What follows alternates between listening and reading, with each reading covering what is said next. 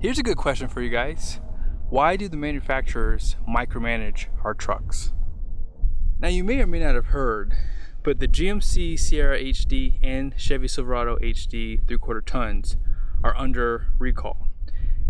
But it's really funny on why they're recalled. So we're gonna read the article, but I wanna go over a few things with you guys because I think that this is comical and it's something that the manufacturers need to fix ASAP.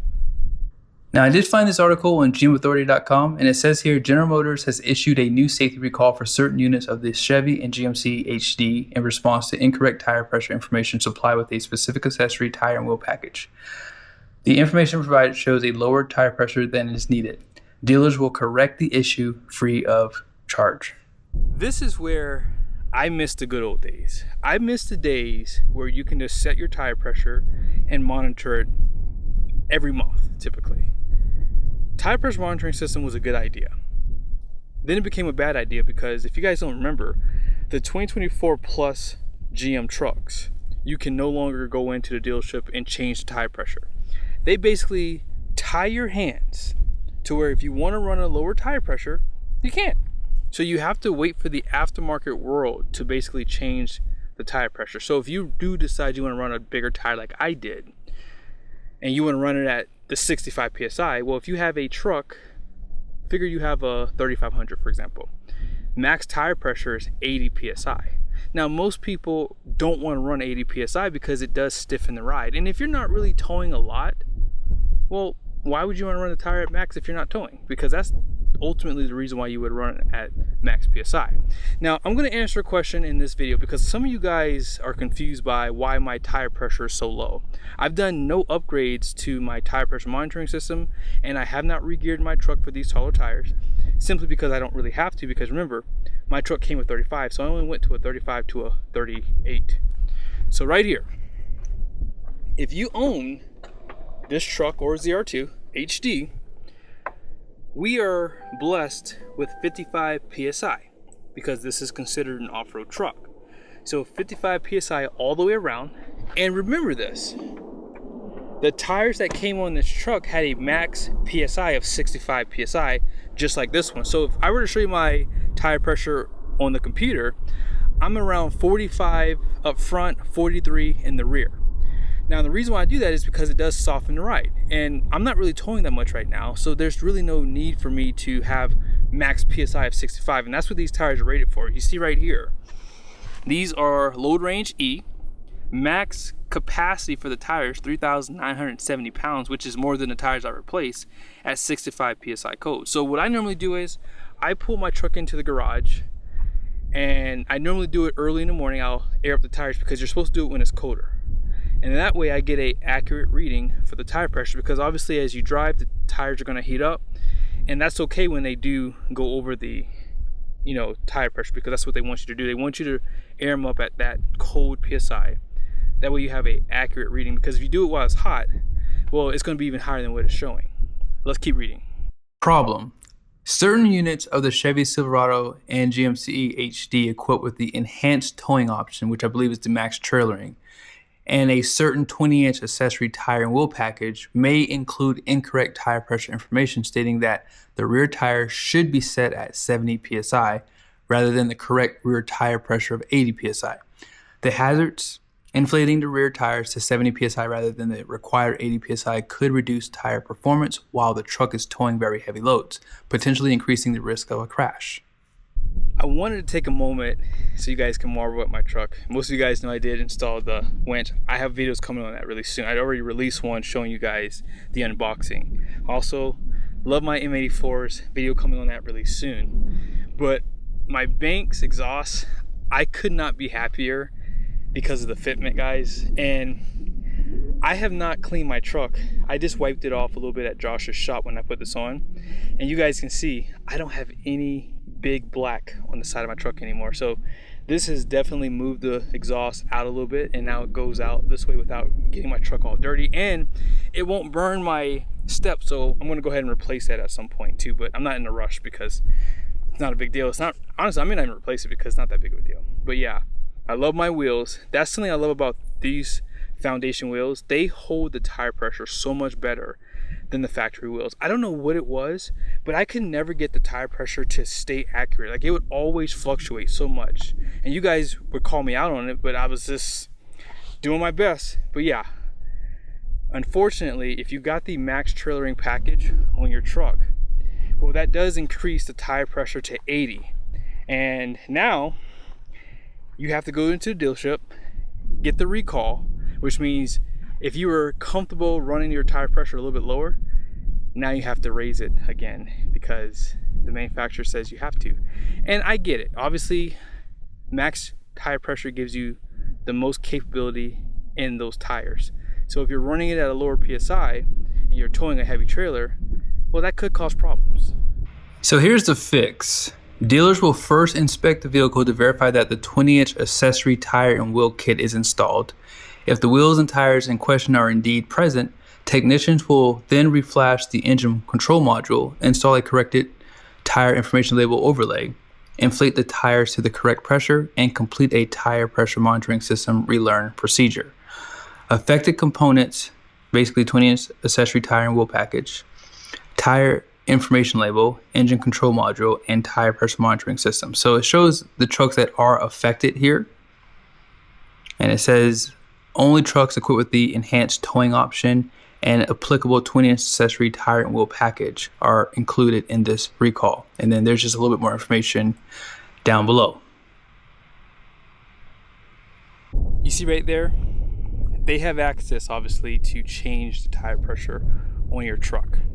So if you got that max trailering package, boom, you got the sticker from the manufacturer at 80 PSI. One of the biggest advantages of buying a 3/4 ton over a 1 ton is the tire pressure. I did a video on that. I told you guys, if you don't tow heavy, like if you're just getting a pull behind camper and you don't really plan on going much more than 12,000 pounds, I would say a 3/4 ton truck will suffice for most trailers out there. However, if you're looking to tow heavy, big fifth wheel, 2,500 pound plus pin weight, you probably want to consider a 1 ton because in a lot of cases you won't have enough payload for some 3/4 tons. But again, they have ways to let you change your tire pressure. I would sign a waiver from the manufacturer saying if I change my tire pressure, it's totally up to me to change it back if I plan on towing heavy. If I own one of those affected trucks, I would not let them do that recall. I would say do not do it on my truck because I want to keep the tire pressure at 70 PSI. Now, I don't know if legally they're allowed to do that, but again, I would be willing to sign something.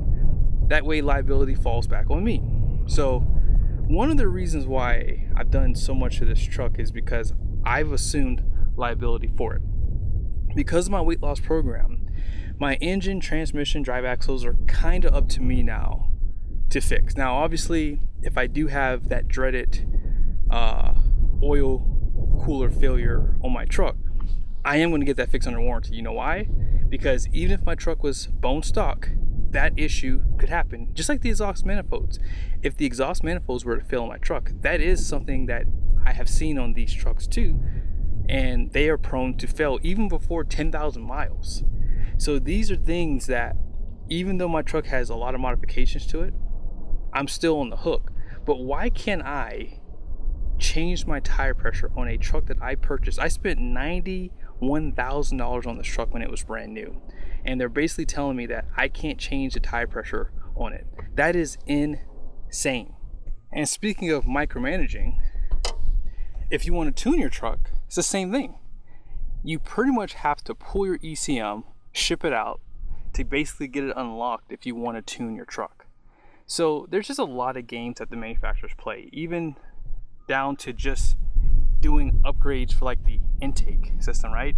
If I want to run an intake system on this truck, well, Banks had to come up with a module to basically allow this thing to flow more air, which means, unfortunately, if you didn't have that, and if you have a competitor intake system, it could throw a check engine light. And this thing is the best upgrade for these trucks. I literally saw 4 MPG better when I start running this. So I hope this video was helpful. You know, I don't want to make it political, but it is very disheartening to see these types of things happen because these trucks are very expensive. the tolerances are really tight. And if someone is looking to buy something like this, they just need to do a better job of understanding their equipment. Because yes, if you are looking to tow heavy, you need to air up your tires. Let's go ahead and hop in, because I want to show you guys what I'm talking about here. Because this truck is not really being used for towing, it just sits in the garage right now, I keep my tire pressure pretty low. So let me show it to you guys. So you guys see right there, it's showing 46 pretty much at the front, 45 in the rear. So it's really 45 and 44 because I did air up. Now I have to turn on my locker real quickly, because even though these tires grip a lot better than the factory ones, they basically do spin going up this little hill here. So let me show it to you. Oh, I gotta do my fuel filters really soon. Actually, I don't have my off-road page on here. I was gonna show it to you guys. It shows that the back is locked.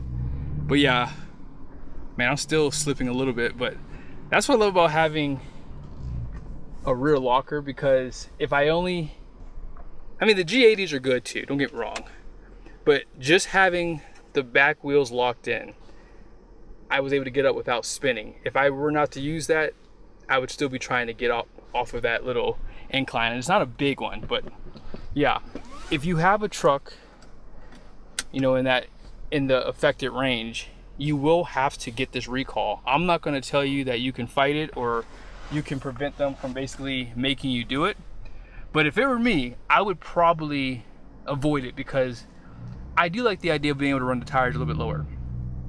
Especially if you're not really towing often. Like, I tow about 50% of the miles on my truck are towing. So 39,376 miles.